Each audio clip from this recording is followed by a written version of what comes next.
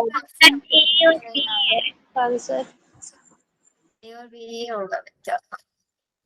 देखो एक बार human health and disease हम लोग रिकैप कर लेते हैं जल्दी जल्दी से, ताकि चीजें हम लोगों को रिवाइज हो जाए एंड हम क्वेश्चंस कर पाए। मैम ये फ्लो चार्ट कहाँ पर है सारे चैप्टर की? बेटे फ्लो चार्ट से मैंने से स्कैन करके डाला है। मैम रिवाइज कराओगे आप अभी? 10 मिनट्स रिवाइज पे क्वेश्चन। ठीक ओके है, पहले ह्यूमन हेल्थ डिसीज। तो सबसे पहले ह्यूमन हेल्थ डिसीज में सबसे पहले जो डेफिनेशन आती होते हैं हेल्थ की, state of complete physical mental and social wellbeing. Yes clear है यहाँ तक सबको? फिर इसके बाद हम लोग क्या पढ़ते हैं ह्यूमन हेल्थ एंड डिसीज में, आपका बैरियर्स के बारे में पढ़ता है, physical barrier, physiological barriers and cytokine barriers and the next one cellular barrier. physiological, cytokine and cellular barrier. These are the types of barriers. Physical barriers के अंदर हमारे पास क्या क्या आता है? मैम स्किन वगैरह आता है एंड म्यूकस आता है। फिजियोलॉजिकल बैरियर में saliva एंड टीयर्स।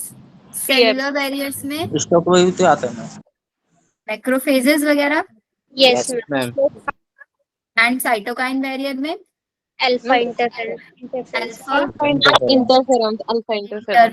आते हैं।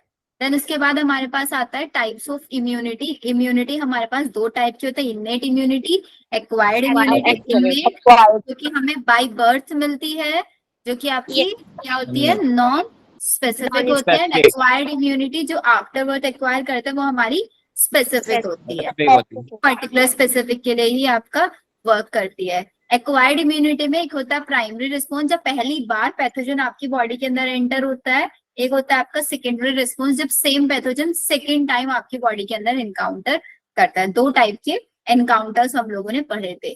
फिर हमारे पास उसी के अंदर आता है बी लिम्फोसाइट। बी लिम्फोसाइट का काम होता है क्या, प्रोड्यूस करना, एंटीबॉडीज बनाना। और टी लिम्फोसाइट का काम क्या होता है, helper B cells. B cells को हेल्प करता है एंटीबॉडीज बनवाने में। एंड इसके साथ साथ किस टाइप का इम्यूनिटी प्रोवाइड कराता है, cell mediated CMI. And B lymphocyte आपका ह्यूमरल इम्यूनिटी प्रोवाइड कराता है।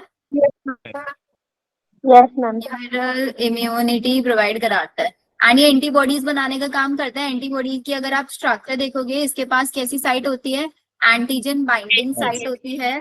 इसके पास दो हैवी चेन्स है एंड दो ही लाइट चेन है। लाइट चेन है। इसके अंदर हैवी चेन और लाइट चेन आपस में किसके थ्रू कनेक्टेड होती है, डाइसल्फाइड के थ्रू कनेक्टेड होती है। यहाँ पे ये सबको याद है। जो हमारे पास क्या क्या मैम पैराटोप।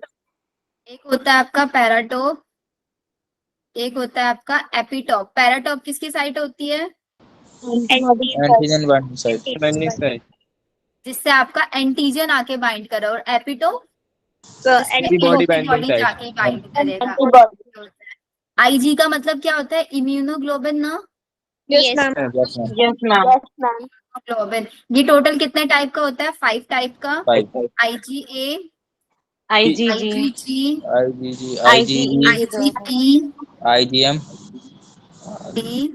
आईजीएम। इसमें से एलर्जी के लिए कौन रिस्पॉन्सिबल होता है, आईजीए। कौन सी एंटीबॉडी होती है जो प्लेसेंटा को भी क्रॉस कर जाती है, आईजीजी। कौन सी एंटीबॉडी होती है जो ब्लड ह्यूमन मिल्क में प्रेजेंट होता है, वुमन आईजीए। और आईजीजी प्लेसेंटा को क्रॉस कर देती है। ठीक है।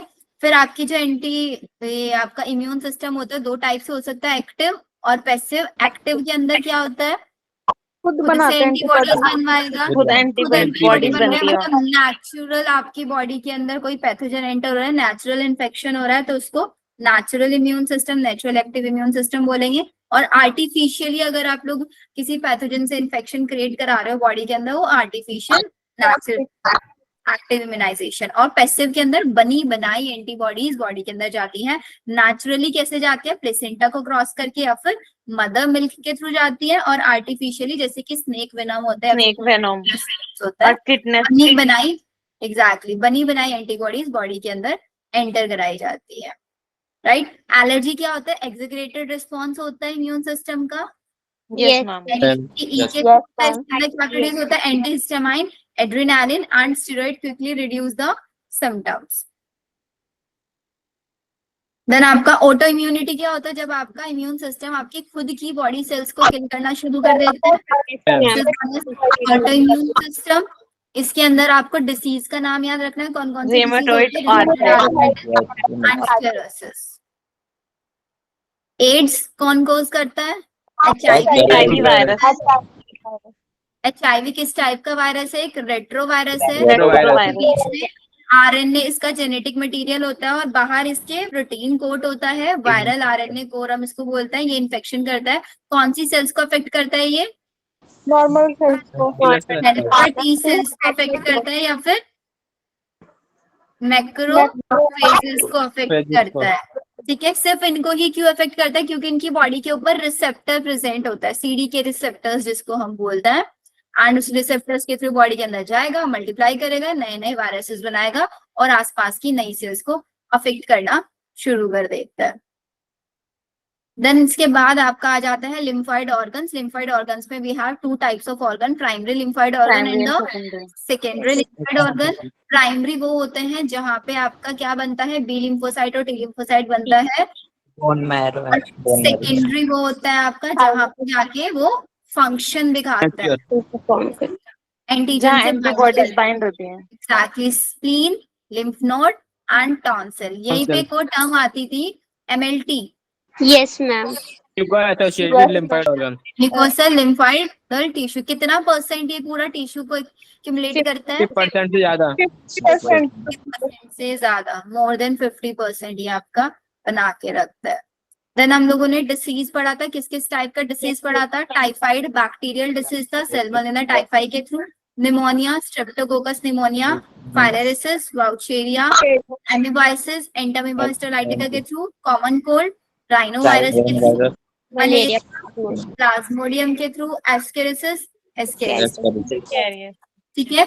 इसमें टाइफाइड टेस्ट करने के लिए कौन सा टेस्ट होता है, टाइफाइड को डिटेक्ट करने के लिए वाइडल टेस्ट होता है। निमोनिया और कॉमन कोल्ड में कॉमन डिफरेंस, मैम निमोनिया में लंग्स लंग्स अफेक्ट होता है, कॉमन कोल्ड में upper respiratory tract tract affect होता है। वेरी गुड, ठीक है। फिर यहाँ पे इन्होंने आपका पूरा मलेरिया का साइट दे दिया। मलेरिया में आपको याद रखना है इन्फेक्टिव स्टेज कौन सी होती है आपकी, स्पोरोजोइट होती है। इसका जो प्राइमरी होस्ट होता है वो कौन होता है,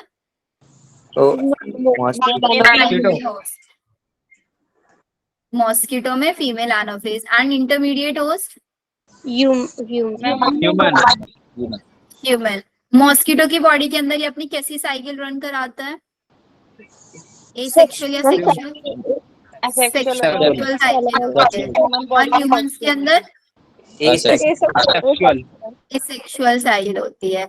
अफेक्ट किसको करता है, आपके जाके लीवर के अंदर चला जाता है, ब्लड के थ्रू लीवर सेल्स को क्या के अंदर रिप्रोड्यूस करता है, एंड वहां से आपकी आरबीसीज में हीमोग्लोबिन जो होता है, हीमोग्लोबिन में से ग्लोबिन पार्ट खाता रहता है और हीम इकट्ठा करके हीमोजोइन बना देता है।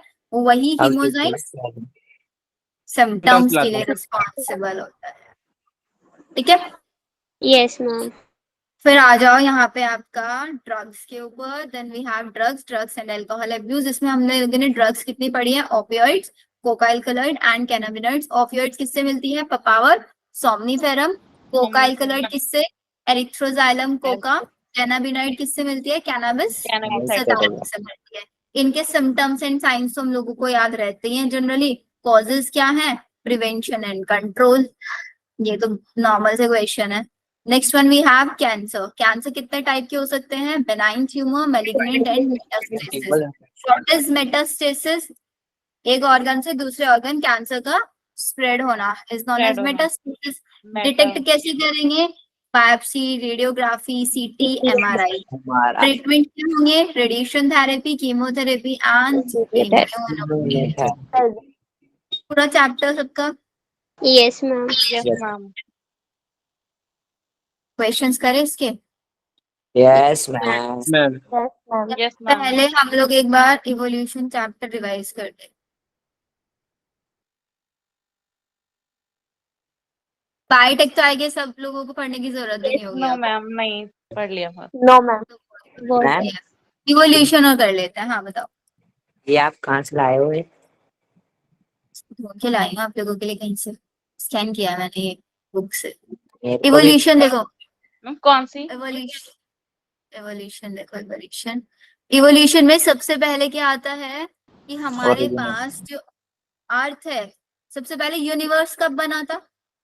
2 2 billion years ago. billion. Ma'am, 2000. 20 billion years ago.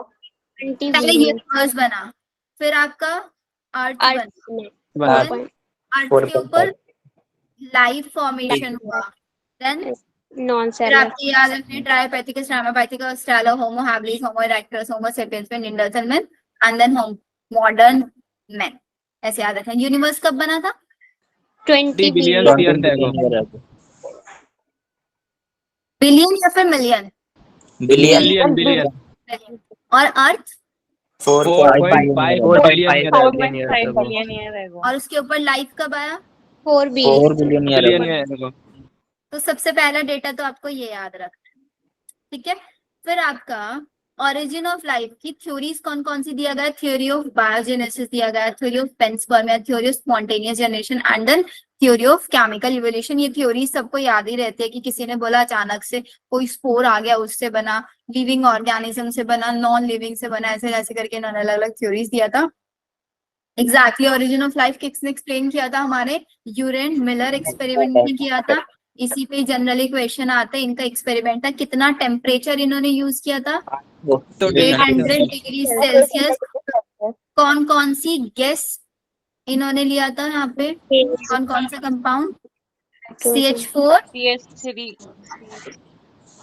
CH3, NH3, H2O and H2O. चार गैसेस की इन्होंने लिया था 800 डिग्री सेल्सियस पे। बहुत क्वेश्चन पूछा जाता है इसके ऊपर, याद रखना। इस डायग्राम को अच्छे से देख लेना, एक एक लेबलिंग इसकी बहुत ज्यादा इंपॉर्टेंट है, ठीक है। तो पहला और इसकी सारी theories, then origin of life Urey Miller experiment के थ्रू जो आपका हुआ था।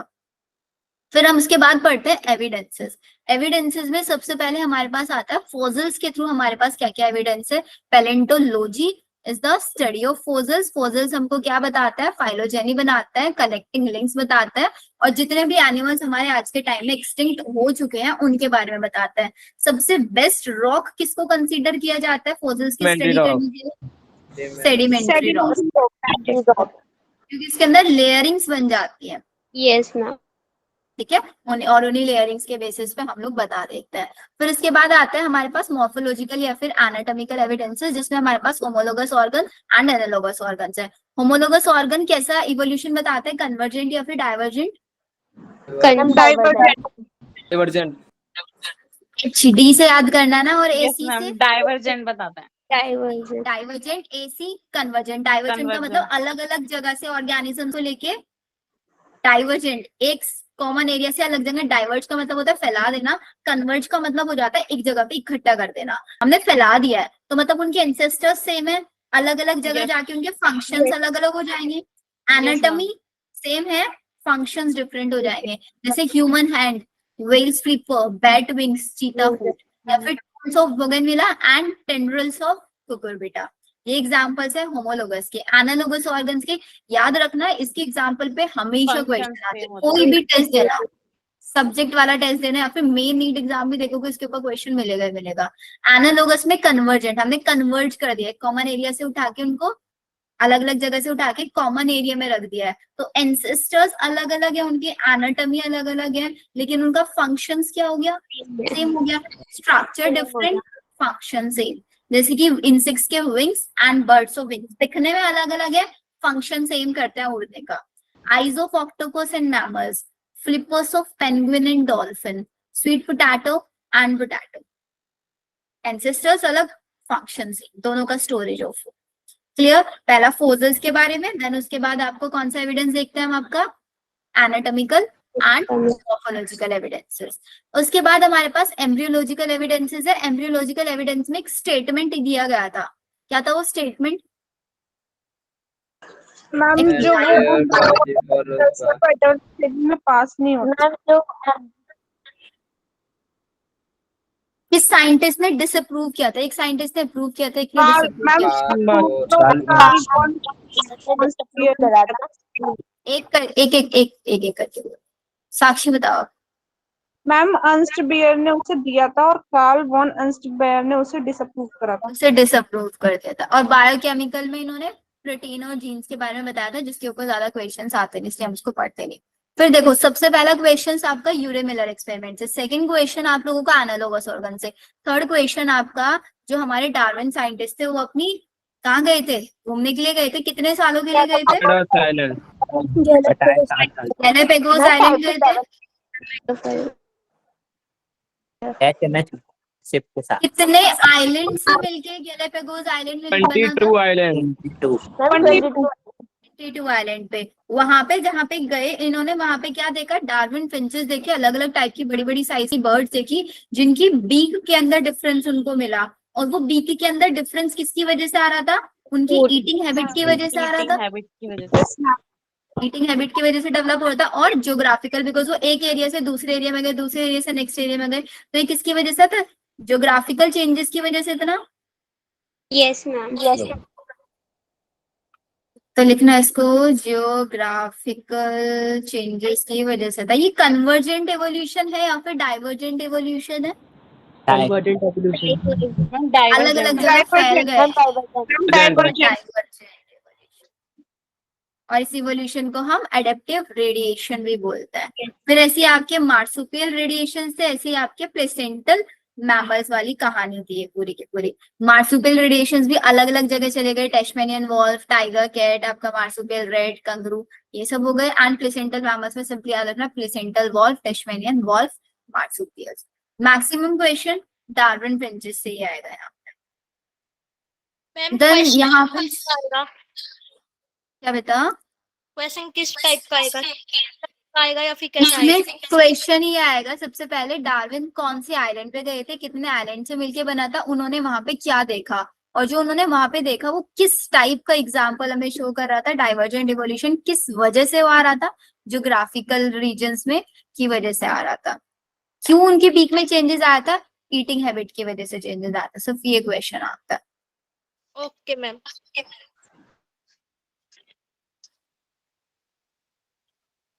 देन फिर हमारे पास बायोलॉजिकल एविडेंसेस के ऊपर थ्योरीज हैं। अब तक हम लोग क्या पढ़ रहे थे? केमिकल इवोल्यूशन हमने देखा था, जिसके अंदर अलग अलग गैसेस को लिया, वहां पे 2 अमाइनो एसिड बने थे। कौन कौन से अमाइनो एसिड बने थे? क्या? जब आपका केमिकल इवोल्यूशन हुआ था वहां पे 2 अमाइनो एसिड्स बने थे। कौन से अमाइनो एसिड्स बने थे?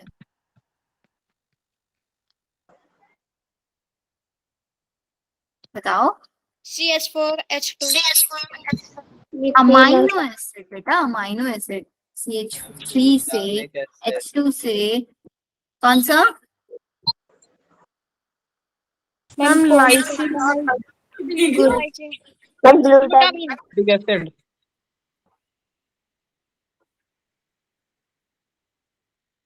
प्रोजीन बना था।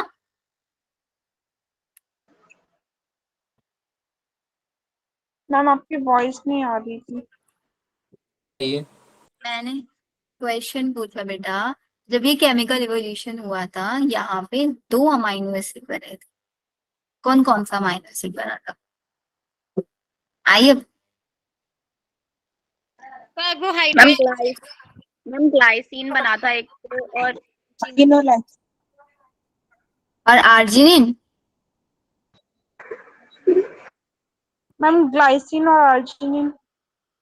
आर्जिनिन ग्लाइसिन तो हिस्टोन।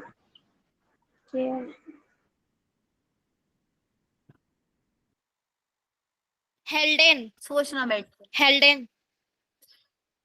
हेल्डन साइंटिस्ट का नाम है शैली। Okay ma'am. I am asking कौन से अमाइनो एसिड बने थे। सर्च करना इसको बैठ के। मैम थोड़ा सा आप नोट्स खोलोगे ना, नोट्स खोलोगे तो एक दो चीजें और रिकैप होंगी आप लोगों की। Glycine, alanine, aspartic acid. कैसे और इसके अंदर दो बने थे। बताया ना, नोट्स में लिखवा रखा है मैंने। नोट्स खोलोगे तभी तो रिवाइज होंगी चीजें। बायोलॉजिकल एविडेंसेस, बायोलॉजिकल एविडेंस में सबसे पहले वो हमारा जिराफ वाला एग्जांपल, लेमार्किज्म जिसको हम बोल रहे थे, यस है मैम। ना। फिर डार्विनिज्म वाली थ्योरी थी, लेमार्क ने बोला था अडेप्टिव जो रेडिएशन। अडेप्टिव रेडिएशन के बारे में, जो अडेप्टिव कैरेक्टर्स होता है वो एक जनरेशन से दूसरी जनरेशन जाता है, लेकिन उसको डिसअप्रूव कर दिया गया था माइस वाला एक्सपेरिमेंट करके। यस फिर मैम। डार्विन ने आपका थ्योरी ऑफ नेचुरल सिलेक्शन दिया था, जिसी के अंदर हम इंडस्ट्रियल मैनरिज्म भी पढ़ते हैं, इंग्लैंड वाला। और इंग्लैंड में इंडस्ट्रियलाइजेशन से पहले क्या था, इंडस्ट्रियलाइजेशन के बाद क्या था, ठीक है। फिर पहले ही सेम और उसके बाद हम लोग बने थे। ह्यूगो डिवरीज वाला पढ़ते हैं, सॉल्टेशन। उन्होंने single First step step mutation last किस step. प्लांट के अंदर, ऑइनोधेरा टाइम रोज लेना, उसके अंदर जंपिंग जीन था जिसकी वजह से इतने जल्दी जल्दी म्यूटेशन हो रहा था। इन्होंने बोला था भाई म्यूटेशन की वजह से सारी चीजें हो रही हैं। फिर हार्डे वेनबर्ग ने आपका क्या बोला था, एक इक्वेशन दिया था क्या, P square plus yes Q Q square square to 1। ये इक्विलिब्रियम में, मतलब जितने भी जीन्स है वो इक्विलिब्रियम में रहेंगे। कब रहेंगे, जब आपका जीन माइग्रेशन नहीं होगा, genetic drift, mutation, genetic recombination and natural selection, ये प्रोसेस नहीं होंगे तो आपका इक्विलिब्रियम में रहेगा। लेकिन हमें पता है भाई हम सब कुछ रोक सकते हैं, जेनेटिक रिकॉम्बिनेशन तो रोक ही नहीं सकते, सेक्सुअल रिप्रोडक्शन। तो इसलिए ये कहीं से कहीं तक पॉसिबल नहीं था। फिर ह्यूमन इवोल्यूशन में सबसे पहले कौन आया था, ड्रायोपाइथिकस। 20, इनका सबका ब्रेन कैपेसिटी याद रखना है, बहुत क्वेश्चन आता है। कब आए थे ड्रायोपाइथिकस, 20 से 25 मिलियन ईयर एगो, रामापाइथिकस 14 से 15, ऑस्ट्रेलोपाइथिकस 3 से 4, Homo habilis 2 million year ago, होमो इरेक्टस 1.5, होमो सेपियंस नेंडरथलिस आपका 1 लाख से 40,000, होमो सेपियंस 75,000 से 10,000। इसमें कौन क्या क्या काम करता था, कौन वेजिटेरियन था, कौन नॉन वेजिटेरियन था, वो सारी चीजें आप लोग इन्हीं के साइड साइड में लिखते चलना। सिंगल पेज पे आप लोगों के सारे नोट्स बन जाएंगे। सबकी ब्रेन कैपेसिटी और इनका स्पेशल फंक्शन साइड में नोट डाउन कर लोगे, यस मैम। इसलिए आप सबका रिकैप हो जाएगा। आप क्वेश्चंस पे आ जाओ चलो। मैम इनकी लोकेशन भी आती है। नहीं, लोकेशन ज्यादा नहीं आती, लोकेशन एक दो की, जैसे जावा मैन है ना उसकी आ जाती है, जिसके बेसिस पे उनका नाम पड़ा था, ओके मैम। प्यारा। मैम मैंने एक बार चैट बॉक्स देखना। देख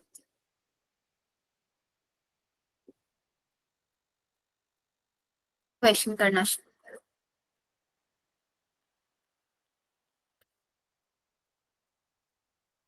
41 से।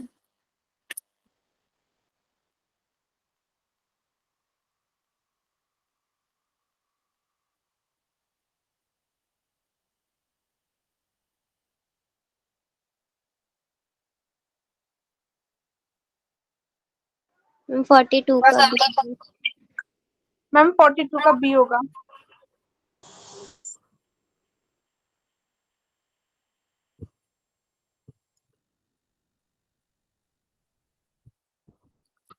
फोर्टी टू का बी और 41 का सी होगा होता है क्योंकि सी। मैम पर म्यूटेशन स्टोरी में तो ये बोलते हैं कि सडन हो जाता है। सडनली चेंज होता है, can Yes. Upper in all direction, raw material of ma'am evolution. B होगा ना 41 का, it is a continuous process mutation.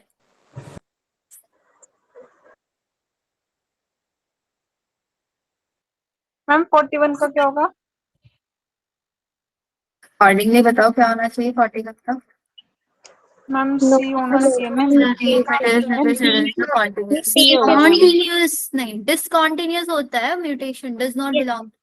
Yes but ma'am उसमें नॉट पूछा है तो मैं उसके लिए तो रॉ मटेरियल डज वाला not belong to mutation theory. Mutation theory से जो बिलोंग नहीं करता, तो कॉन्टिन्यूस वाला ही तो बिलोंग नहीं करता ना, डिसकॉन्टिन्यूस होता है बिकॉज।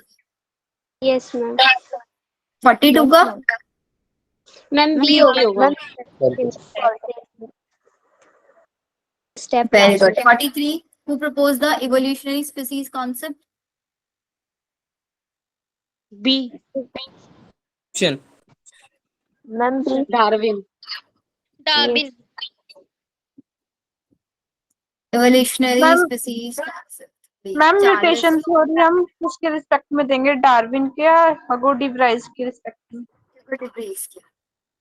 नेचुरल सिलेक्शन डार्विन के देंगे। Yes ma'am. तो मैम डार्विन का तो मैम जो म्यूटेशन था वो माइनर था ना। डार्विन का मान, लेकिन जो ह्यूगो डे व्रीज ने थ्योरी तो उन्होंने ही दी थी ना आपकी। डार्विन ने से बस डिसअप्रूव वो कर। क्वेश्चन आगे, Hugo de Vries did an experiment on which plant to prove mutation theory. Evening time में Oenothera लैमार्कियाना। 46 is not included in natural selection। याद है ना, 3 ग्राफ्स बनवाते थे, स्टेबलाइजिंग सेंटर वाला डायरेक्शन एक साइड में लेते, डिस्ट्रक्टिव 2 ग्राफ आ जाते थे। डी होगा, डी होगा। मैम सेक्शन टेक्निकल ये होगा ना। The yes ma'am. correct is technical selection। Which of the following are properties? Graph में आ चुके थे हमारे हाँ, स्टेबलाइजिंग और हाँ। डिस्क्रिटाइजेशन वो। Exactly, और हमें यहाँ पे not included बताना है। Which Yes, of the ma'am. following are properties of stabilizing selection? Stabilizing selection, stable वाला लेते हैं। Operates in constant environment, mean value change होगा, peak get lower and wider, favor the complex phenotype। A. Very ma'am good। A सिर्फ और सिर्फ operate environment, constant environment में operate हो पाएगा। Directional selection is also known as, जो directional होगा एक साइड शिफ्ट होगा। Main selection. Main progression selection. Progress. अच्छा 49 and 50। Which of the following does not belong to the Hardy-Weinberg principle? Allele. C. Allele frequencies varies from species। Yes ma'am. C. Which is the correct statement regarding the founder effect? Bottleneck effect और founder effect, दो effect पड़ता है ना। Ma'am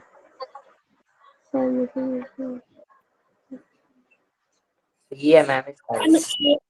ए है ma'am. All population becomes become founder. New population formation of new species नहीं होना चाहिए। Founder एक किसी Founder दूसरे एरिया से निकल के आपके एक छोटे से एरिया के अंदर, फाउंडर इफेक्ट एक स्मॉल पॉपुलेशन में आता है, वहां पे आके और उसने अपनी ही एक नई स्पीसीज बना ली वहां पे। ये तो पढ़ते थे, फाउंडर बन गया वहां पे, वो यस अलग स्पीसीज लेके आया और अपनी एक नई स्पीसीज बना ली, तभी तो फाउंडर बोलते हैं उसको। पॉपुलेशन फाउंडर बन जाते हैं, ये भी तो ठीक है। ओल्ड पॉपुलेशन बिकम फाउंडर नहीं बेटा, ओल्ड पॉपुलेशन फाउंडर नहीं बनते। फाउंडर वो बनता है जो नया एलील लेके आता है, नया जीन लेके आता है। एक छोटी सी पॉपुलेशन है, स्मॉल आइसोलेटेड पॉपुलेशन के अंदर हमेशा प्रोसेस होता है। Okay ma'am.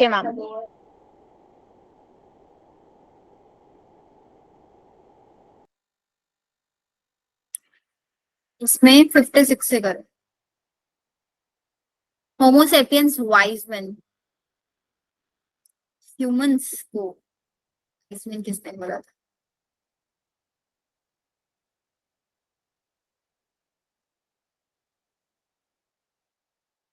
Natural selection, artificial selection किसने दिया था? जॉस।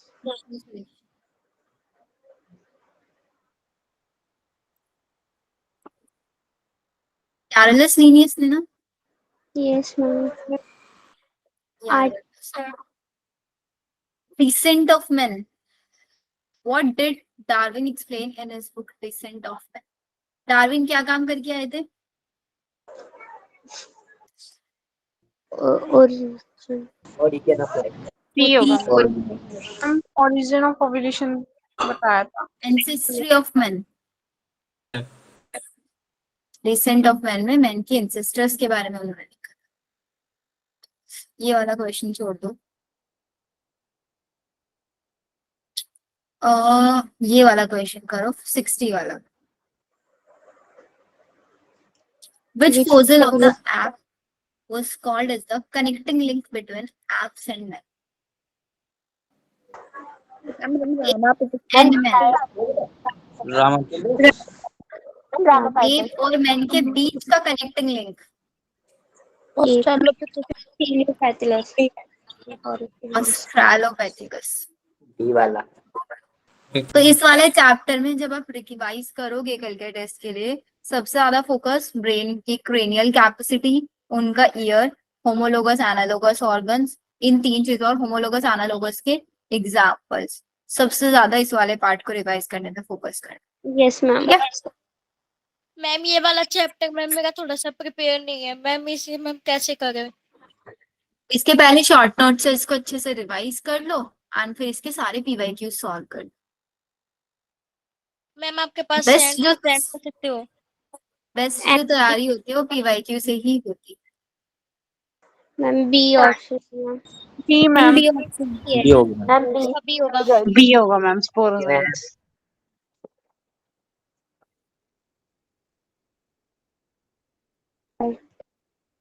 मैम इसका बी होगा. मैम सी होगा इसका. D है. Typhoid, salmonella typhoid. Salmonella type होता है. B होगा. Yes, ma'am. हाँ बी होगा. हाँ sorry. Salmonella typhoid viral test होता है. Vital test. A होगा. करेक्ट यही होगा. Ma'am. Mosquito transmit variant correct पूछा था पिछले वाले. एलिफेंट गैसेस ही है इसका. Elephant correct gases. क्लियर पूछा था बेटा. करेक्ट. Correct. Clear. तो मैम सही. Ma'am elephant gas. Lymphatic vessels जिसके अंदर लोअर स्वेलिंग हो जाता है बैक्टीरिया के through. Ma'am cholera and tetanus. Cholera, tetanus, cholera, tetanus.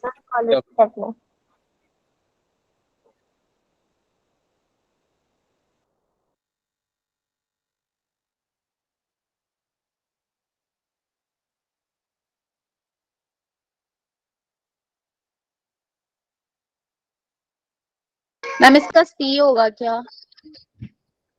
harmless material. C होगा. C होगा ma'am.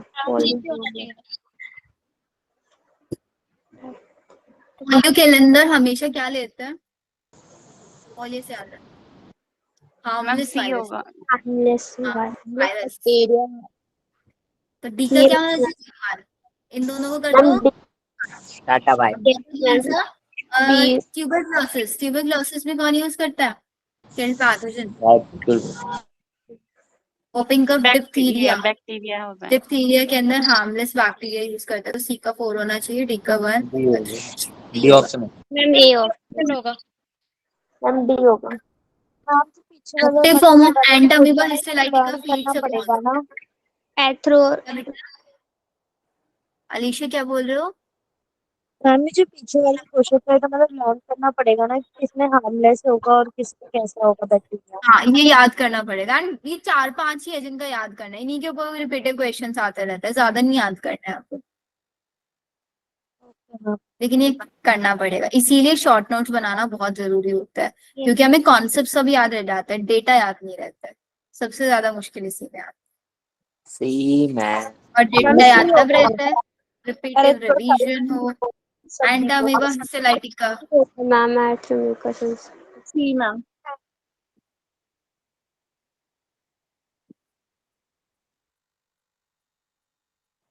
Ma'am. Boucheria vancrofti. D option. Normally found in human body. Lymphatic vessels of the lower limb. वैसे होगा क्योंकि एलिफेंटिटिस वाली disease होती है. हाँ वही. Motile zygote of Plasmodium occurs in gut of female Anopheles. ये होगा इसका. gut या फिर salivary gland. Salivary ma'am gland. इसका ए था. डी होगा. मैम मैंने अभी क्वेश्चन करा था इसमें ये था. Gut of Zygote. Female Anopheles. Ma'am जब वो स्पोरोजोइट बन जाता है तब तो वो डायरेक्ट में बन जाता है, बट डाइगोट के बाद उसकी ऊकेनाइट वाली स्टेज भी आती है तो वो सब तो गट में ही होता है ना. बट मैम आफ्टर दैट वो सलाइवा से ही तो ह्यूमन जब उसके लाइक सलाइवरी ग्लैंड्स में होता है एंड देन ह्यूमन में वो चला जाता है, इंजेक्ट हो जाता है, तो बी तो होगा। सलाइवा वाले के ज्यादा चांसेस हो गए। तो मैम सलाइवा नहीं मैम, मैंने अभी एक क्वेश्चन करा था ना, उसमें ए था इसका आंसर सही। मैम पर एनसीईआरटी में तो सिलेक्टिव साइंस दिया है ना। सलाइवा सही है, आप ही बता दो। मैम मोटाई एनसीईआरटी सुनो दे आर आस्किंग जाइगोट और बॉडी से क्या जाता है, मतलब फीमेल की बॉडी से ह्यूमंस में वो क्या जाइगोट इंजेक्ट करता है? No ma'am. स्पोरोजोइट। तो जाइगोट से स्पोरोजोइट बनेंगे। स्पोरोजोइट आके वो सलाइवरी ग्लैंड के अंदर होंगे, जो जाइगोट होगा वो गट के अंदर रहेगा। यही बोला। Zygote ma'am. गट के अंदर रहेगा, जाइगोट के अंदर वापस से डिविजन होकर स्पोरोजोइट्स बनेंगे, वो सलाइवरी ग्लैंड के अंदर ट्रांसफर हो जाएंगे ताकि सलाइवा के थ्रू ह्यूमंस के अंदर इंजेक्ट कर पाए। Yes ma'am. आगे समझ? मैम मैम गट क्या होता है? क्या बेटा? मैम गट क्या होता है? अरे एलिमेंट्री उसके के नाल। Okay ma'am.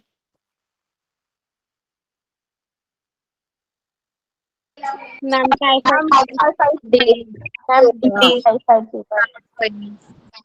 फीवर है इसका।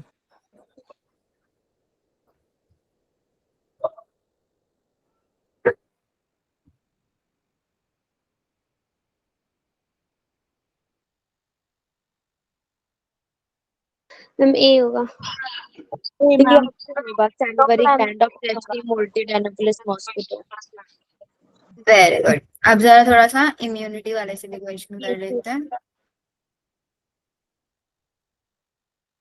मैम सब्जेक्टिव क्वेश्चन करा दो। मैम इसका डी था कि ए था?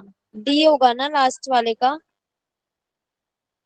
Will you look for the sporozoites of the malarial parasite? Malarial parasite आपको कहाँ पे देखने के लिए मिलेगा? Saliva of infective anopheles ए भी हो सकता है। Where will sporozoites infective वाली है saliva।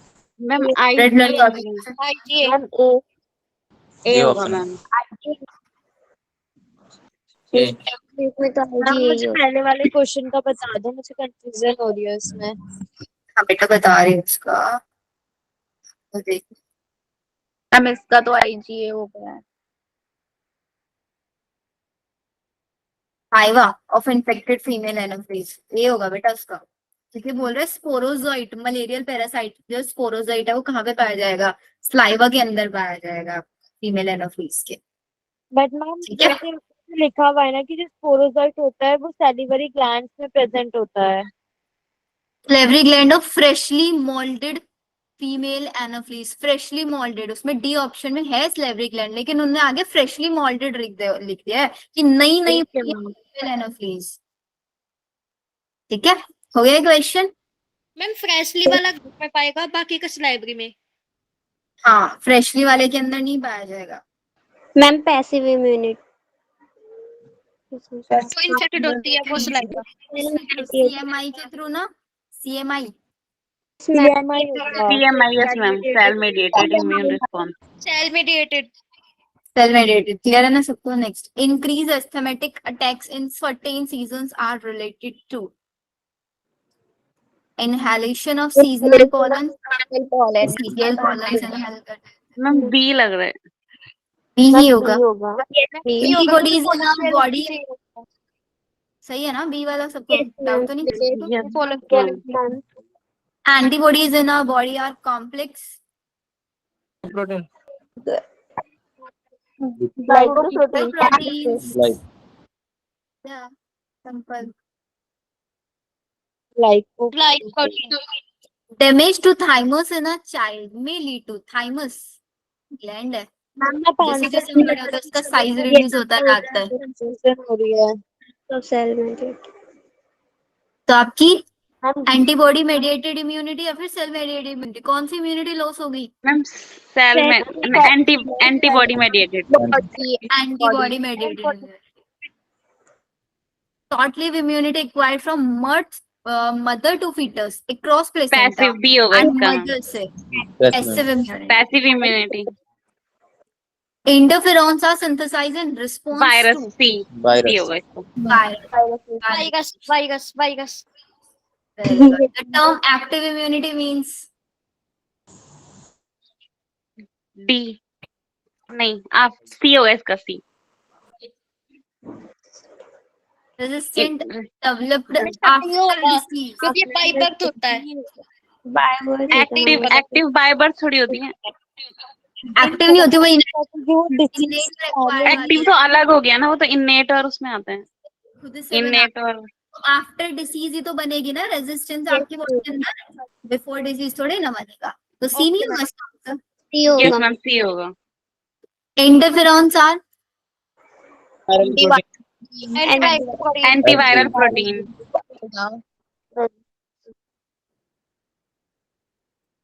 हे फीवर, डी होगा शायद इसका। डी। डी होगा बेटा, डी। डी होगा मैम। डी होगा इसका। Antigens are present. Antigen antibody RBC वाला कौन से पूछ रहे हैं? ऑन सेल सकते ऑल द सेल्स। सेल के सरफेस के ऊपर डी होगा। सेल के इसका होगा सरफेस पे होगा। सेल सरफेस के ऊपर होता है। HIV that cause AIDS first start this one.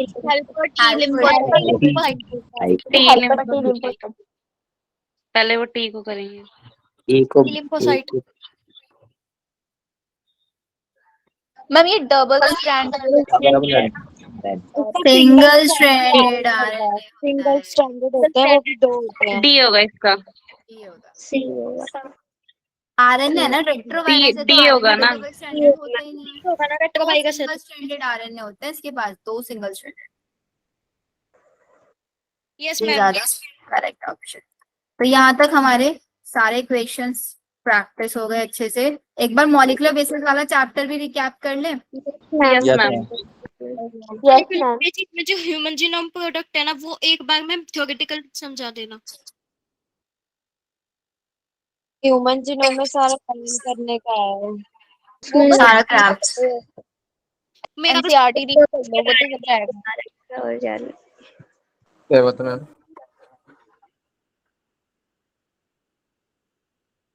Project जो भी है।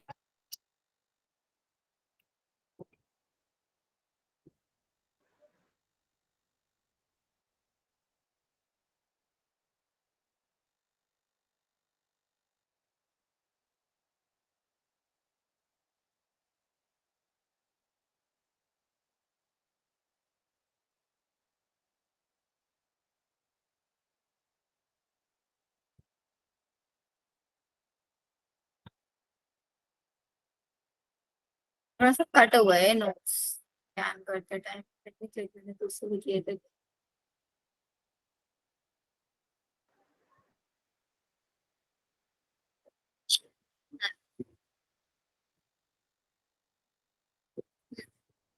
एक मिनट होल्ड करना, मैं चार्जिंग ऑन कर दूं लैपटॉप का, तब तक आप पढ़ो उसको एकदम।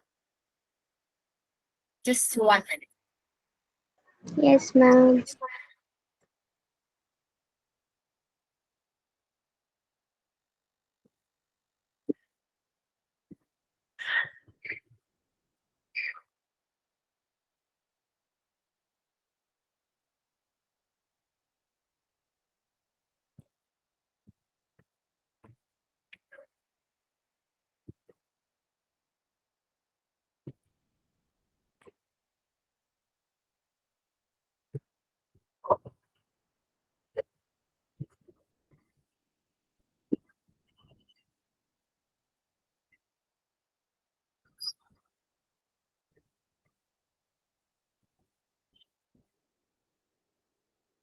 देखो बच्चों,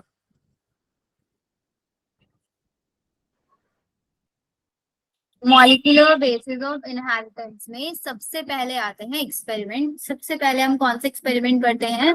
ग्रिफिथ का एक्सपेरिमेंट। कौन से ईयर में दिया था? 1928 में दिया था। स्ट्रेप्टोकोकस निमोनिया के ऊपर वर्क किया था उन्होंने, और स्ट्रेप्टोकोकस निमोनिया के 2 स्ट्रेन लिए थे, एक एस स्ट्रेन और एक R strain. S strain infection cause करता था, आर स्ट्रेन इन्फेक्शन कोज नहीं करता था।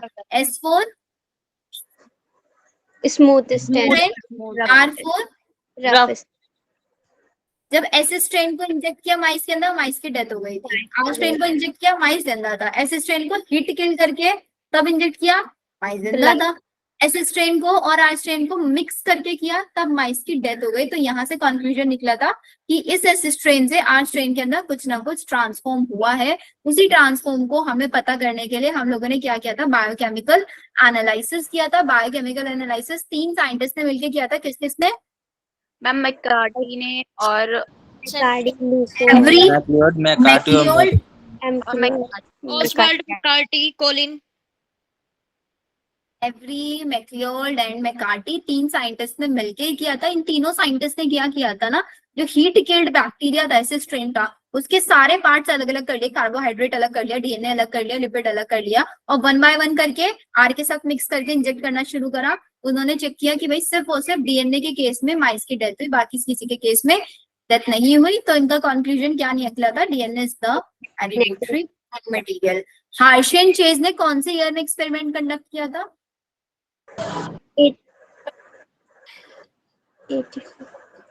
मैम नियर बाय 1960 के बराबर। 1952।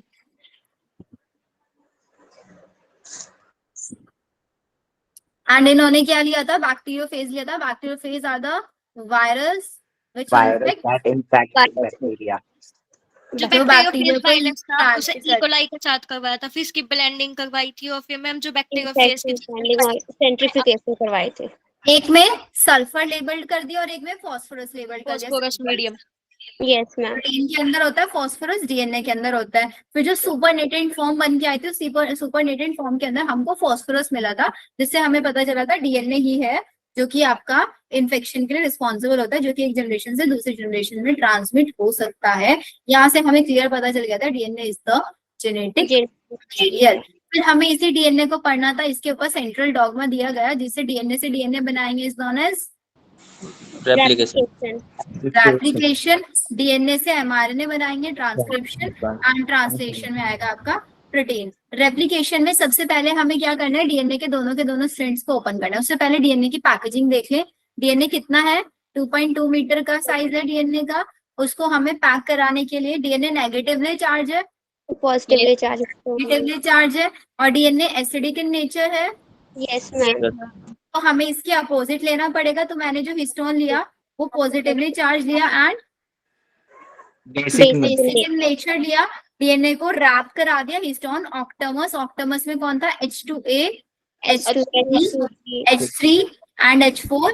H1 जो था यहाँ पे ये लिंकर था। ये जो पूरी एक स्ट्रक्चर बनती थी, इस पूरी एक स्ट्रक्चर को हम बोल देते थे न्यूक्लियो। बहुत सारे न्यूक्लियोसोम मिलके एक बीट्स ऑन स्ट्रिंग वाला मॉडल प्रोड्यूस करके हमें देते थे। Yes ma'am. ठीक है, फिर ये हमारा पैकेजिंग हुआ। इसके बाद हमने देखा था डीएनए के अंदर क्या होता है। डीएनए के अंदर नाइट्रोजनस बेस होता है, जिसमें से आपका प्यूरीन एंड pyrimidine होते हैं, pyrimidine एंड प्यूरीन। प्यूरीन में आता है PUGA ग्वानिन एडेनिन, और pyrimidine में आता है CUC यूरासिल एंड थायमिन। एक इसके अंदर फॉस्फेट ग्रुप होता है, यहाँ पे ऊपर इन्होंने फॉस्फेट ग्रुप लिख के दिया था। एक इसके पास शुगर होती है जो कि कैसी होती है, फैक्टर्स की डीऑक्सी राइबोज पेंटोज शुगर होती है, 5 कार्बन शुगर होती है, जिसके अंदर पे सेकेंड पोजीशन पे ऑक्सीजन रिमूव हम करके रखते हैं। This is nucleotide. और इसके अंदर से फॉस्फेट हटा देंगे तो क्या बन जाएगा, न्यूक्लियोटाइड बन जाएगा। डीएनए पॉलीन्यूक्लियोटाइड चेन होती है, बहुत सारे न्यूक्लियोटाइड को 3,5 फॉस्फो डाइएस्टर लिंकेज के थ्रू हम जॉइन अप करके रखवाते हैं। ठीक है, यस मैम। फिर रेप्लिकेशन वाले प्रोसेस पे आ जाओ। ये रहा आपका रेप्लिकेशन वाला प्रोसेस। यहाँ पे रेप्लिकेशन का आपने देखा होगा कि एक एक्सपेरिमेंटल था और एक आपका थ्योरेटिकल था। सबसे पहले इसको किसने बताया था, semi conservative mode of DNA replication होता है ये आपका। ठीक है, तो हम पहले क्या करते हैं, डीएनए के दोनों हेलिक्स को ओपन कराते हैं कि कौन से एंजाइम की हेल्प से, helicase. Single stranded binding proteins join कराते हैं। Yes ma'am. टोपोआइसोमेरेज लगाते हैं हम यहाँ पे, जो कि आपका क्या करता है, टेंशन रिलीज करता है। एक स्ट्रैंड पे कॉन्टिन्यूअस होता है, एक स्ट्रैंड पे डिसकॉन्टिन्यूअस होता है। कॉन्टिन्यूअस वाले को बोलते हैं हम आपका ब्लीडिंग और सेकंड वाले में फ्रैगमेंट होते हैं। यहाँ पे जो फ्रेगमेंट्स बनते हैं those fragments are known as Okazaki fragment Okazaki fragment बाद में डीएनए लाइगेज की हेल्प से ज्वाइन करा देते हैं। Yes, ma'am. ठीक है, ये आपका डीएनए यहाँ पे बन जाता है पूरा का पूरा। ये आपका इसके अंदर कौन सा सेंट्रीफ्यूगेशन होता है? Caesium chloride caesium chloride density gradient centrifugation होता है, जिससे हमें पता चल जाता है सेमी कंजर्वेटिव मॉड है ये वाला, याद रखना। फिर ट्रांसक्रिप्शन में हम क्या करते हैं? रेप्लिकेशन और ट्रांसक्रिप्शन दोनों के दोनों प्रोसेस कहाँ चल रहे हैं? इनसाइड द न्यूक्लियस के अंदर चल रहा है। अभी मैंने डीएनए बनवाया, अब उस डीएनए से क्या करना है हमको? आरएनए बनवाना है। डीएनए इज डबल स्ट्रैंडेड, तो दोनों में से कोई भी एक स्ट्रैंड यूज करेंगे। ठीक है, एक स्ट्रैंड कौन सी वाली स्ट्रैंड यूज करेंगे हम? कोडिंग या नॉन कोडिंग? नॉन कोडिंग वाली स्ट्रैंड, कोडिंग स्ट्रैंड जिसी को हम टेम्पलेट स्ट्रैंड बोलेंगे। यहाँ पे हमारे पास होता है प्रोमोटर एंड यहाँ पे टर्मिनेटर साइड। प्रोमोटर पे आके कौन बाइंड करता है? प्रोमोटर पे फैक्टर रो और टर्मिनेटर पे फैक्टर वर्क करता है।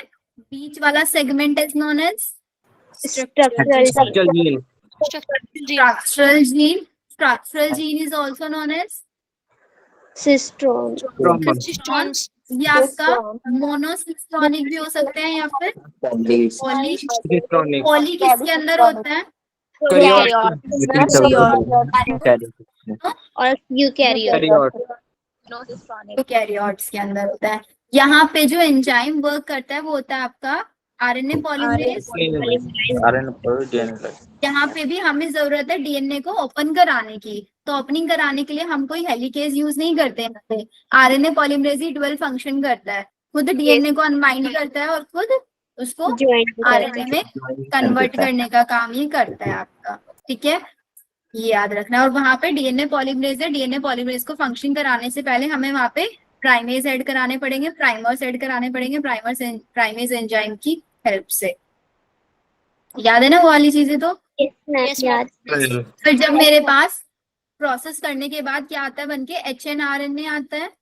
एचएनआरएनए के अंदर से मेरे को क्या कराना है? सारे के सारे इंट्रॉन्स को रिमूव कराना है।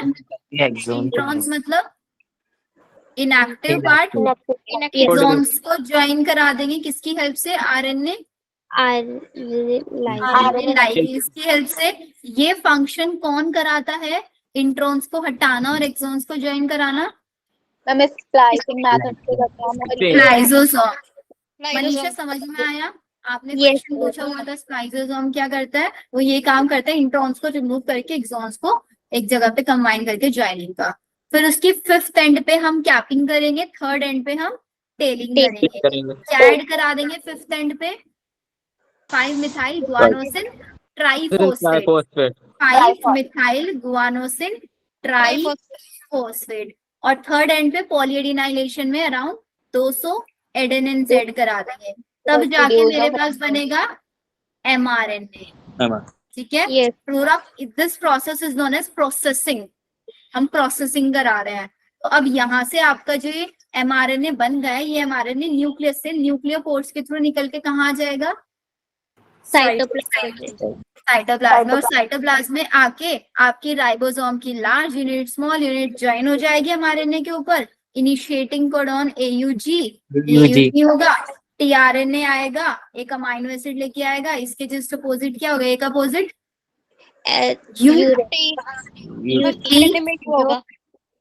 सी। सही लिखा मैंने? Yes ma'am. मैम आपके मैम UAC आएगा, टी नहीं आएगा ना? USC आएगा। AC आएगा, तो सही क्यों बोल रहे हो? UAC आएगा, एंटीकोडॉन आके बाइंड करेगा। फिर इसके पास 3 साइट होती हैं, एग्जिट साइट, बीच में promoter site, adapter site. Exit करेगा, नए टीआरएनए आके एडेप्टर पे बाइंड करेगा, प्रोमोटर पे आपके अमाइनो एसिड ज्वाइन करते जाएंगे और उनके बीच में पेप्टाइड लिंकेज बनके पूरा प्रोटीन बनके तैयार हो जाएगा। क्लियर? Yes ma'am. चलो तो ये हो जाएगा। फिर इसके बाद ये बोलते हैं कि भाई हमारे पास ही these are the codons. Codon जो होता है ट्रिपलेट की फॉर्म में, हम उनको हमेशा रीड करते हैं। नॉन एम्बिजियस होते हैं, डिजनरेट होते हैं, कॉमनलेस होते हैं एंड यूनिवर्सल। हमारी बॉडी में जैसे हैं, जो मेरी बॉडी में कोड कर रहा है, हर किसी की बॉडी में वही कोड करता है। कुछ उसके एक्सेप्शन है, mitochondria and protozoan.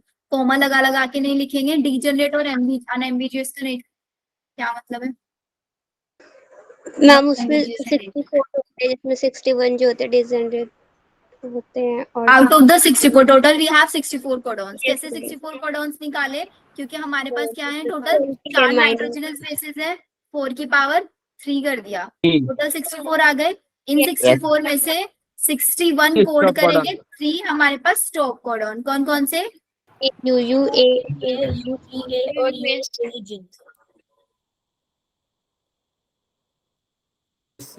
And UGA. एयूयू किसने बोला?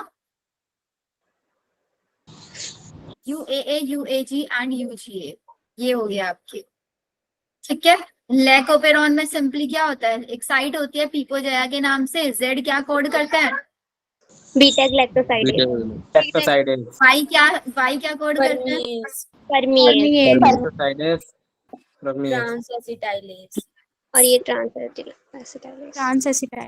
ट्रांसएसिटाइलेज।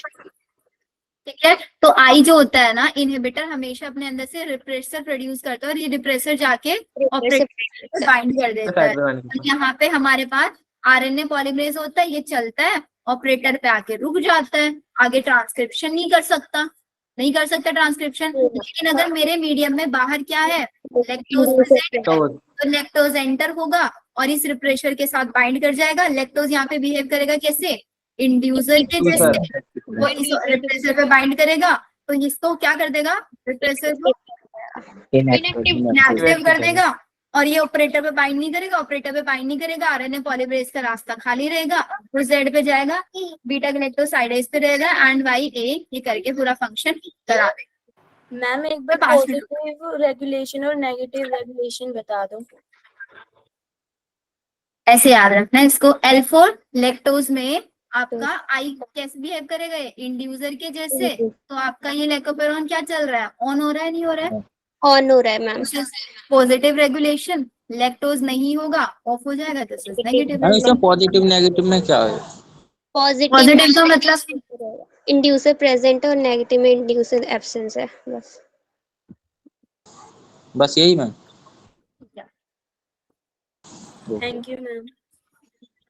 बताओ आगे यहाँ तक समझ में? Yes ma'am. अब क्या रह गया यहाँ पे? Human genome project. Human genome project किधर गया हमारा? 13 साल का। मैम डीएनए फिंगरप्रिंटिंग बता देने के बाद। फिंगरप्रिंटिंग से इस बार वाले में कोई क्वेश्चन नहीं है, ह्यूमन जीनोम प्रोजेक्ट से भी कोई क्वेश्चन नहीं। पक्का ना मैम? नहीं है मैम। एंड उसमें आते ही कहाँ है इतने ज्यादा क्वेश्चन, बहुत इजी होता है।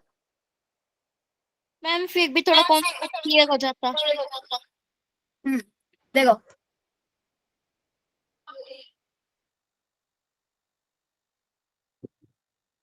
HGA कौन से ईयर में स्टार्ट हुआ था? 2003। 1990 1990 में। 1990। 2003। और मैम ये मेगा प्रोजेक्ट। हाँ मेगा प्रोजेक्ट। इसको एनसीईआरटी से बताती हूँ और अच्छे से समझ आएगा।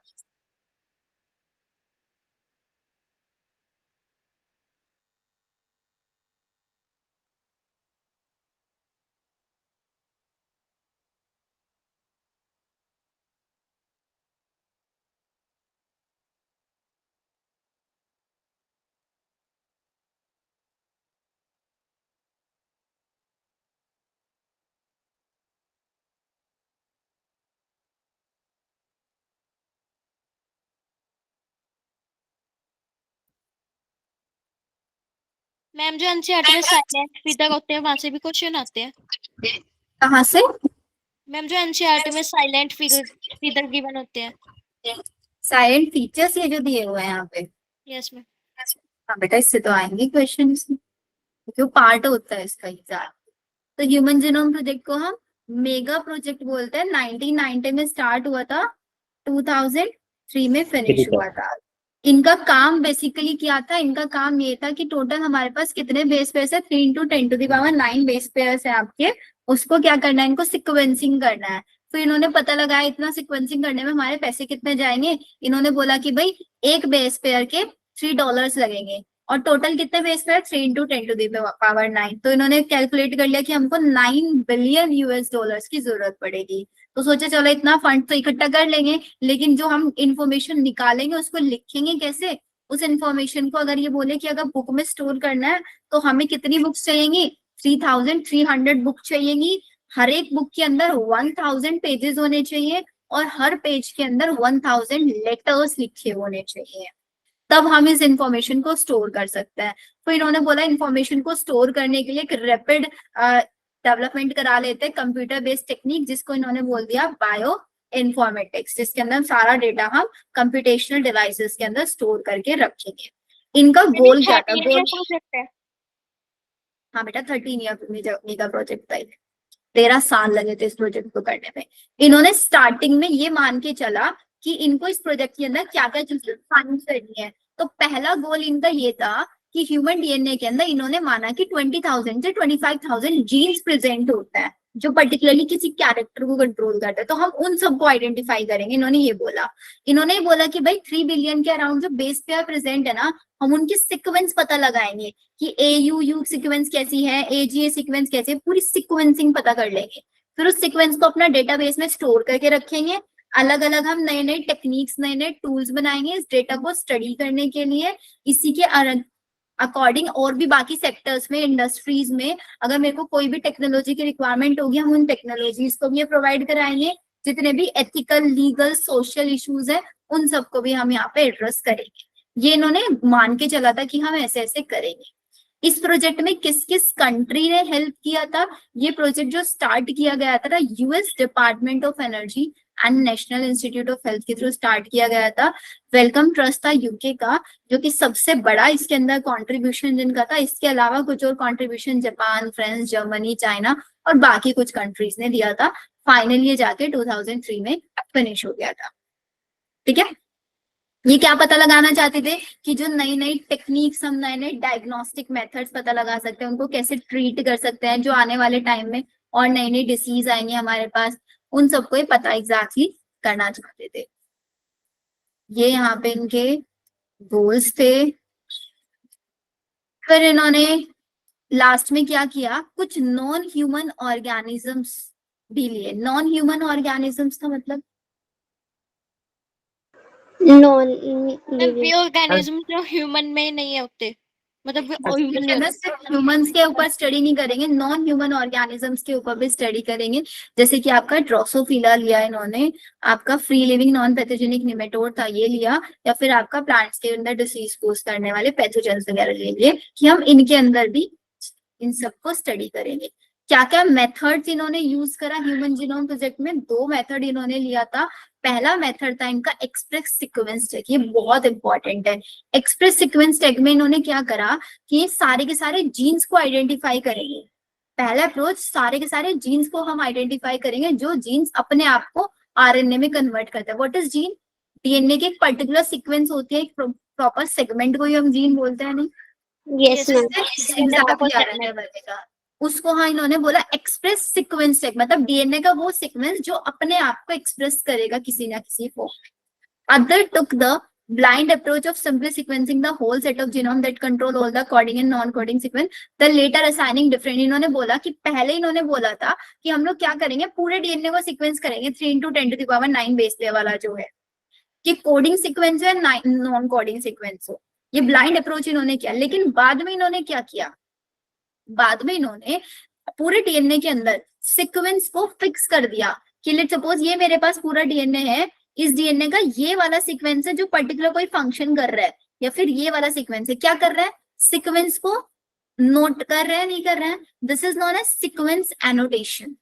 पूरे DNA में सीक्वेंस एनोटेशन कर दिया कि ये पार्ट कोडिंग है, ये पार्ट नॉन कोडिंग है। हमारा मेजर फोकस कोडिंग वाले पे रहेगा, नॉन कोडिंग वाले पे नहीं रहेगा। तो पहला, सारे जीन्स जो अपने आप को आरएनए के फॉर्म में एक्सप्रेस करेंगे। सेकंड, एनोटेशन करना। ये दो इन्होंने मेथड्स यूज किए थे डीएनए को स्टडी करते time. For sequencing total DNA from a cell, पूरी सेल में से वही डीएनए निकाला, जैसे हम लोग पढ़ते हैं ना उसमें बायोटेक्नोलॉजी में, डीएनए निकाला, उसको छोटे छोटे फ्रेगमेंट्स में ब्रेक कराया, फिर उसके होस्ट के अंदर ले जाके एक वेक्टर के थ्रू उसको एम्पलीफाई कराया पीसीआर वगैरह के, ये सारी चीजें थी। अब यहाँ पे तो डीएनए बहुत बड़े साइज का है, तो उस बड़े साइज के डीएनए को यूज करने के लिए हमने दो वेक्टर्स बनाए, BAC and YAC, bacterial artificial chromosome and YAC artificial chromosome. Yes बेटा। मैम मेरे को एक डाउट था, वो बायोटेक का है, मतलब अगर जैसे हमें ये पता लगाना है कि कोई रिकॉम्बिनेंट नहीं है, तो वो जो क्रोमोजेनिक वाला था उससे कैसे पता चलेगा? ब्लू कलर जो शो करता है, व्हाइट कलर जो शो करता है। देखो, क्रोमोजेनिक सबस्ट्रेट हम यूज करते हैं, तो क्रोमोजेनिक सबस्ट्रेट का क्या मतलब होता है? जब वो सबस्ट्रेट प्रोडक्ट में कन्वर्ट हो जाता है ना, तो वो आपको कलर शो करके देता है, और सबस्ट्रेट को Yes, प्रोडक्ट ma'am. में कन्वर्ट करने के लिए we need a enzyme. Yes ma'am. वहां पे एंजाइम कौन सा था? Beta galactosidase. तो अगर बीटा गैलेक्टोसाइडेज एंजाइम को कोड करने वाला जीन अभी भी लिविंग है, मैम जीन है, रिकॉम्बिनेंट, मैम मैं ये पूछ रही हूँ कि मतलब ये कैसे पता चलेगा उसमें प्लाज्मिड गया है या नहीं? वही तो बता रही हूँ ना, कि अगर हमारा कोई नया डीएनए सीक्वेंस, कोई डीएनए सीक्वेंस एंटर हुआ या नहीं हुआ, लेट सपोज एंटर हो गया, एंटर हो गया तो हम मान के चलते हैं रिकॉम्बिनेंट बन गया। अगर एंटर हो जाएगा तो मेरी जो सीक्वेंस है वो इनएक्टिव हो जाएगी, यस Yes. मैम, अगर और रिकॉम्बिनेंट वो सीक्वेंस एक एंजाइम को कोड कर रही थी, एंजाइम नहीं बन पाएगा, yes ma'am, Yes. Sequence break. अब एंजाइम नहीं बनेगा तो क्या प्रोडक्ट में कन्वर्ट हो पाएगा? No ma'am, no ma'am, product में कन्वर्ट नहीं होगा तो क्या कलर आएगा? नहीं आएगा मैम। मतलब कलरलेस होगा। व्हाइट कॉलोनीज आएंगे, तो सिंपली याद रखना रिकॉम्बिनेंट में व्हाइट कॉलोनीज आएंगी, और नॉन रिकॉम्बिनेंट कोई रिकॉम्बिनेशन नहीं हुआ, एंजाइम है, प्रोडक्ट में कन्वर्ट करेगा, तभी कलर आएगा। मैम और ये कैसे पता चलेगा कि वेक्टर गया ही नहीं है इसमें? फैक्टर गए हैं, नॉन ट्रांसफॉर्मेंट है। इस वाले केस में हम नॉन ट्रांसफॉर्मेंट नहीं पता लगा सकते, नॉन ट्रांसफॉर्मेंट के लिए वही एम्फिसिलिन टेट्रासाइक्लिन वाला यूज करना पड़ेगा। Okay ma'am, thank you. Ma'am please give your WhatsApp number. बेटा मेरा व्हाट्सएप नंबर मुझे भी याद नहीं है। मैम सभी नंबर दे कॉलेज का। क्या बेटा? मैम 6:30 पे केमिस्ट्री की क्लास है। मैम मतलब जिस भी नंबर से आप अवेलेबल होते हो। फिनिश कर रहे हो नंबर देना तो बस। यहाँ तक बताओ, सबको समझ आ गया ना? अब ह्यूमन जीनोम प्रोजेक्ट तो आप कर ही लोगे easily। यस एंड कोई क्लास लगेगा एक्स्ट्रा, उसमें मैं आप लोगों को डीएनए फिंगरप्रिंटिंग में समझा ही दूंगी। मैम एक ये बार साइलेंट साइलेंट को बता दो। हाँ वही बता रही हूँ। बस देखो, उन्होंने स्टार्टिंग में गोल मान के चला कि हम ये करेंगे। सेलेंट फीचर्स के अंदर वो आया कि जो जब इन्होंने पूरा फिनिश कर लिया, क्या क्या इनको मिला, इन्होंने देखा कि भाई डीएनए के अंदर 3164.7 मिलियन न्यूक्लियोटाइड बेसेस प्रेजेंट है पूरे जीनोम में। इन्होंने बोला, पहले इन्होंने गोल क्या बनाया था, 20 से 25,000 तक के जीन्स को पता लगाएंगे। फिर इन्होंने बोला कि जो एक जीन है वही 3000 बेसिस से मिलके बना है, और साइज वेरी कर रहा है। एवरेज 3000 है, किसी के अंदर 4000, किसी के अंदर 2000, उस एवरेज तक है मैक्सिमम जीन बने हुए। But sizes very greatly. जो सबसे लार्जेस्ट जीन है वो क्या है आपका, डिस्ट्रोफिन का, और वो कितने बेसिस से बना है, 2.4 मिलियन बेसिस, 4 बिलियन। है ना? ये आपको याद रखना है। टोटल नंबर ऑफ जीन्स जो है इन्होंने बोला कितने हैं, 30,000, मच लोअर देन प्रीवियस है। उन्होंने बोला हम स्टडी कितने कर लेंगे, 20 से 25,000 के आसपास, लेकिन पाया ये गया कि 80 से 1,40,000 जीन है, जिसमें से सिर्फ और सिर्फ कितने स्टडी कर पाए ये 13 साल में, 30,000। और इन्होंने बोला कि हर एक इंडिविजुअल्स के अंदर 99.9% न्यूक्लियोटाइड बेसिस सेम, ठीक है। और जितने जीन्स थे functional are unknown over 50% of the discovered gene. मतलब कितने डिस्कवर करे, 30,000, उसमें से 50% के फंक्शन ये नहीं बता पाए थे। लेस देन, पूरे डीएनए में से 2% से भी कम डीएनए वो डीएनए है जो कि प्रोटीन को कोड करता है, ठीक है। और पूरे डीएनए को कोड नहीं कर पाए थे। बाकी वाला जो 98% अराउंड होता है, 99% वो कोड ही नहीं करता। कोड करने के लिए सिर्फ और सिर्फ 1% अराउंड डीएनए चाहिए होता है। Clear? Yes, Yes, ma'am. yes. Repeated sequence make up very large portion of the human genome. पूरे जीनोम में से रिपीटेड सीक्वेंस बहुत सारी पाई जाएंगी, बहुत सारे रिपीटेड सीक्वेंस है। रिपीटेड सीक्वेंस डीएनए की वो स्ट्रेच है जो कि 100 से लेके 1000 टाइम्स है। मतलब ये सब ऑब्जर्वेशंस है डीएनए को देखने के बाद। और इन्होंने बोला जो रिपीटेड सीक्वेंस है उनका कोई डायरेक्ट कोडिंग फंक्शन भी नहीं है, क्योंकि अगर सपोज ए है, यही 100 टाइम्स है, तो ट्रिपल ए मिलके जो अमाइनो एसिड बनाएगा, वही अमाइनो एसिड का अमाउंट बहुत ज्यादा बढ़ जाएगा, नहीं बढ़ जाएगा? इनका काम क्या है? रिपीटेड सीक्वेंस का सिर्फ और सिर्फ क्रोमोसोम की स्ट्रक्चर बनवाना, उसका फंक्शनिंग देखना या फिर एवोल्यूशन कराना, ये है। फिर इन्होंने बोला भाई जो हमारे पास क्रोमोसोम नंबर 1 है ना, उसके पास सबसे ज्यादा जीन पाया जाता है 2968, ये याद रखना, नीट में भी आ जाता है क्वेश्चन। और वाई जो होता है उसके पास सबसे कम जीन है, 231 जीन्स प्रेजेंट है। देन द नेक्स्ट इन्होंने बोला कि पूरे डीएनए में बहुत सारी सीक्वेंस तो ऐसी है जिनमें सिर्फ और सिर्फ एक सिंगल न्यूक्लियोटाइड का डिफरेंस है, कि AAC है तो AAG हो गया, AAG ऐसी करके सिर्फ एक न्यूक्लियोटाइड का डिफरेंस। मिलियंस ऑफ सीक्वेंस है, कितनी? 1.4 मिलियन लोकेशन ऐसी है जहां पे SNPs पाया जाता है, सिंगल न्यूक्लियोटाइड पॉलीमॉर्फिज्म।